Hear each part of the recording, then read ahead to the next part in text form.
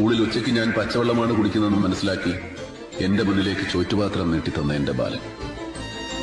അവന്റെ അച്ഛൻ കാണാതെ മോഷ്ടിച്ചെടുത്ത പണം കൊണ്ട് സിനിമാ ടാക്കീസിലെ ബെഞ്ചിലിരുന്ന് ഞങ്ങൾ സിനിമകൾ കണ്ടു, കടലമുട്ടായി വാങ്ങിത്തുന്നു. സ്വന്തം ജീവിതത്തെക്കാൾ ഞാൻ നന്നാവണമെന്നും വളർന്ന് വലിയ ഉയരങ്ങളിലെത്തണമെന്നും അവൻ ആഗ്രഹിച്ചു.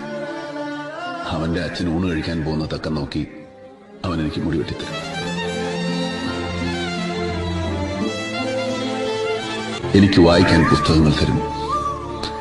എന്നിലൊരു നടനുണ്ടെന്ന് ആദ്യമായിട്ട് പറഞ്ഞത് അവനായിരുന്നു. അവനിലൂടെയാണ് ഞാൻ ലോകം കണ്ടത്. എന്നെ സ്വപ്നം കാണാൻ പഠിപ്പിച്ചതവനായിരുന്നു. ഒടുവിൽ സിനിമ പഠിക്കാൻ മദ്രാസിലേക്ക് പോകുമ്പോൾ കാതിലെ കടുക്കൻ വിട്ട കാശുമായി അവൻ എന്റെ അടുത്തേക്ക് വന്നു. നിറകണ്ണുകളോടെ ഞാൻ ചോദിച്ചു, മലായി കടങ്ങളൊക്കെ ഞാൻ എങ്ങനെ വീട്ടു?